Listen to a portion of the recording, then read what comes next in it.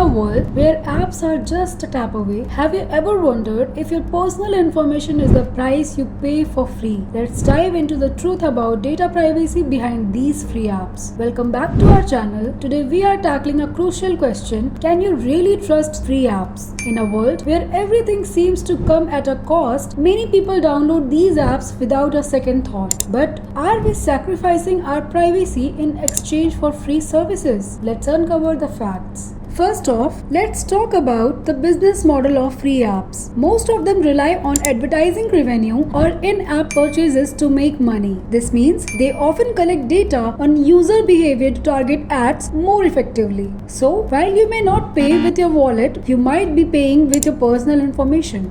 But it gets deeper. Some apps require permissions that seem excessive for their functionality. For example, why does a simple flashlight app need access to your location or contacts? Always be wary of what permission you grant. Now, let's tackle those lengthy privacy policies you often skim over. Did you know that many free apps have clauses allowing them to share your data with third parties? This can include advertisers, analytics companies, and even other app developers. Always take a moment to read those terms before clicking accept. In fact, there have been cases where free apps mishandled users' data, leading to significant breaches of privacy. Crucial to be informed about how your data may be used and shared. So, what can you do to protect yourself? Here are some tips. First, research before downloading. Look up app reviews and check for any red flags regarding privacy. Second, limit permissions. Only grant permissions that are essential for the app's core functionality. Third, consider alternatives. If a free app seems suspicious, see if there is a paid version with a better privacy policy.